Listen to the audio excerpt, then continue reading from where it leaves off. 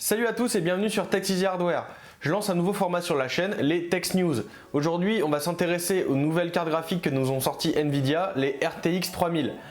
Si ce n'est pas déjà fait, pense à t'abonner déjà et à rejoindre le Discord pour pouvoir partager avec la communauté. Allez, c'est parti.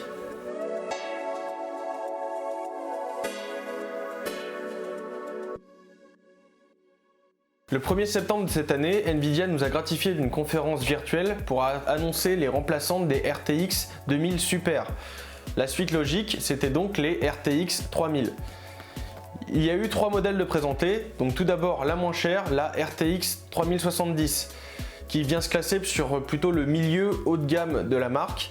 Elle a un prix et une puissance défiant toute concurrence par rapport à son équivalent sur les RTX 2000. Car oui, sur Benchmark, la carte la plus approchante est la 2080 Ti, qui faisait partie du très haut de gamme de chez Nvidia. Et aujourd'hui, elle équivaut à le moyen de gamme de la RTX 3070. Et ça va être la grosse nouveauté de cette année, c'est qu'il y a un gros gap de puissance par rapport aux précédentes cartes. La carte embarque donc 8 Go de VRAM avec une architecture en GDDR6 et 1500 MHz en fréquence d'horloge. La carte la plupart du temps va égaler la 2080 Ti sur les résolutions type 1080p. En 1440p, elle va accuser quand même un léger retard par rapport à la 2080 Ti. Et sur les résolutions genre 4K, là par contre elle va accuser un gros retard. Pourquoi? La raison elle est assez simple en fait. Sur la 3070 on n'a que 8 Go de VRAM, alors que sur la 2080 Ti on en a 11, et ce qui donne un avantage sur les hautes résolutions à la 2080 Ti. Son TDP est fixé à 220 watts, ce qui est tout à fait correct pour une carte de cette puissance. On verra par la suite que c'est pas le cas des autres.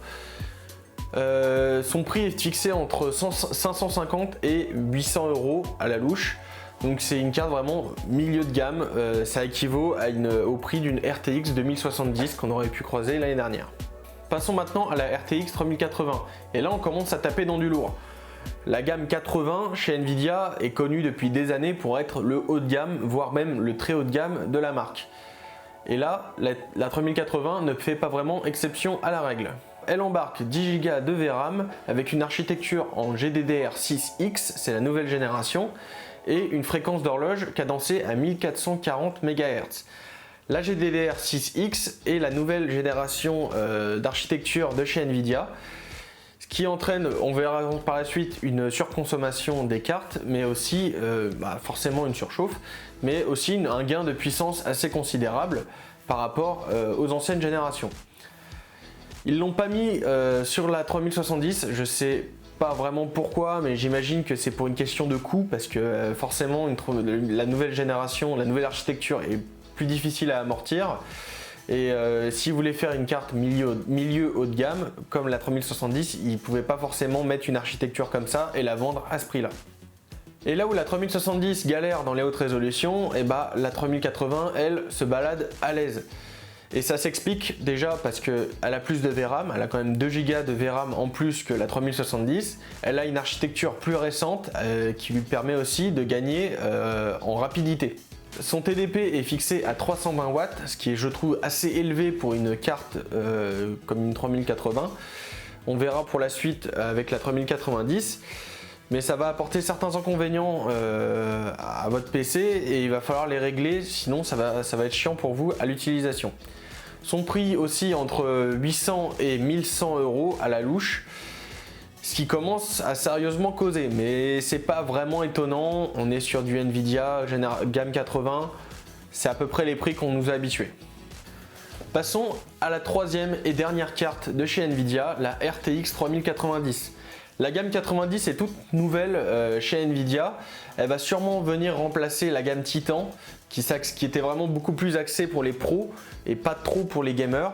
Là on est vraiment sur une carte plus mixte, on va dire, où tu vas pouvoir avoir des gamers dessus qui vont avoir de meilleures performances en jeu et aussi des pros qui vont juste se servir de la puissance de calcul de la carte. Et pour les caractéristiques, là faut s'accrocher. Elle embarque tout simplement 24 Go de VRAM, c'est absolument énorme. On n'a jamais vu une carte avec autant de VRAM d'embarqué.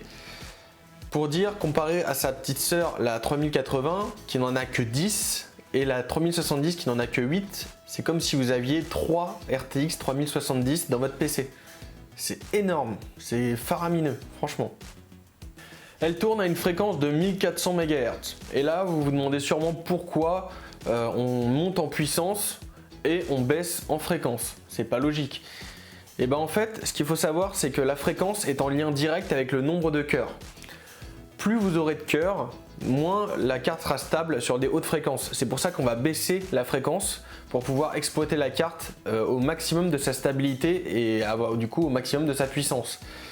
A l'inverse, si vous avez peu de cœurs, vous pouvez augmenter la fréquence de la carte pour avoir une stabilité plus haute et aussi un gain de puissance un peu plus haut. Ce qui permet du coup, c'est au comparatif du nombre de cœurs en fait. Plus vous en aurez, moins ça sera haut en fréquence et moins vous en aurez, plus vous aurez une fréquence assez haute.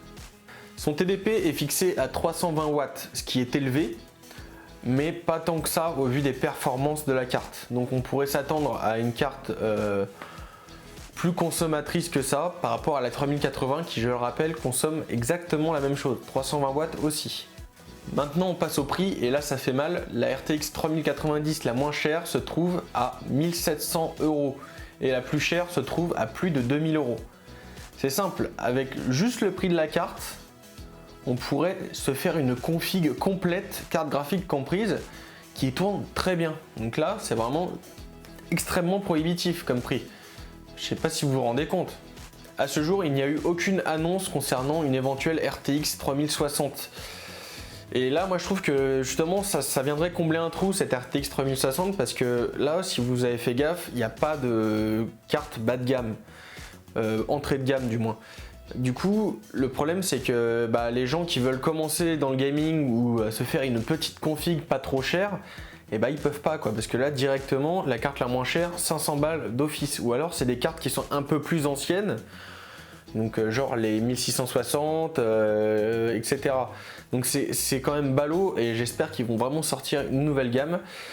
Il y a des rumeurs comme quoi ils sortiraient une RTX 3060 Ti et une RTX 3080 Ti. Donc c'est que des rumeurs, faut prendre ça avec des pincettes. L'avenir nous dira si c'est vrai ou non. Alors je tiens à rappeler que mon avis est basé sur les informations que j'ai pu collecter un peu partout sur internet. Je n'ai pas eu les cartes dans les mains, donc mon point de vue ne peut pas être à 100% objectif. Mais avec mon expérience, j'ai pu constater quelques problèmes qui sont quand même assez importants sur ces cartes. Tout d'abord, le TDP. Le TDP, je trouve qu'il est excessif sur les 3080. 3090 c'est élevé, mais on va dire que sur une config avec une 3090, vous avez les moyens de mettre du refroidissement qui envoie. En général vous avez une alimentation qui envoie aussi, donc il n'y a pas de souci. Mais je trouve que la 3080 a une consommation assez élevée et c'est gênant en fait, parce que déjà il vous faudra une bonne alimentation pour pouvoir la faire fonctionner correctement, pour commencer. Ensuite il vous faudra faire attention au airflow dans votre PC, parce que oui, tout simplement quand la carte chauffe, en fait, ça va augmenter la chaleur dans le PC. Et si vous évacuez pas toute cette chaleur, et en fait la carte elle va se déclencher une sorte de sécurité que vous verrez pas forcément. C'est qu'en fait une fois un certain seuil de température atteint, en fait elle va baisser toute seule en fréquence petit à petit, tout simplement pour éviter la surchauffe. Et en jeu, en fait, vous vous en rendrez compte direct, mais vous aurez vos FPS qui baisseront et jusqu'à avoir des grosses baisses de framerate. Et là, ça va être gênant. Et c'est comme ça que en fait, la RTX, elle va baisser sa fréquence juste parce qu'elle a trop chaud. C'est pour ça qu'un bon airflow dans le PC, c'est hyper important pour pouvoir garantir une puissance continue en fait.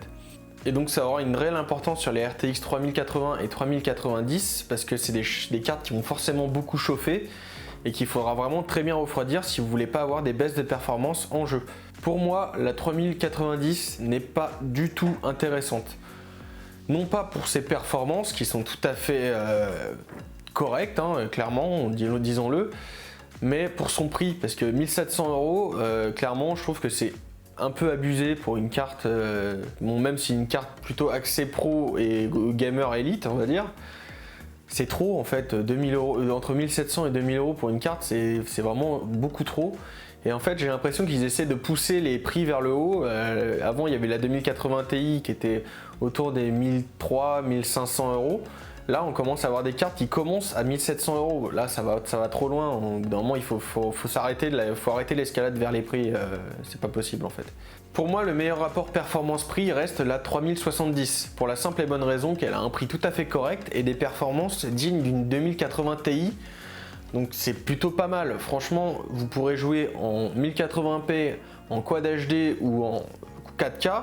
Bon, ça sera peut-être un peu moins fluide en 4K, mais vous pourrez quand même jouer en 1080p et 1440p sans galère. Donc franchement, pour une carte vers 500 euros, franchement, ça vaut vraiment le coup pour moi. Après, à voir s'ils sortent des cartes plus basses en prix, genre par exemple peut-être une 3060 ou une 3060 Ti. Là, ça pourrait peut-être être encore plus intéressant. Donc on verra pour la suite. On verra sur un prochain épisode que AMD ont également sorti leur nouvelle génération de cartes graphiques, les RX 6000. Donc je vous expliquerai tout ça sur un prochain épisode. Et là on va voir qu'ils sont en train de botter des culs AMD. Voilà, c'est tout pour aujourd'hui.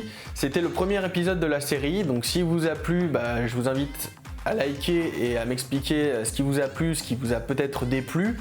Si vous a pas plu du tout, je vous invite à me donner des idées pour savoir ce qui vous plairait et me dire pourquoi il vous a pas plu. Pensez également à vous abonner et à rejoindre le serveur Discord, c'est très important, ça vous permettra d'échanger avec la communauté. Et c'est tout pour moi aujourd'hui. Allez, c'était Tech Easy Hardware. Salut!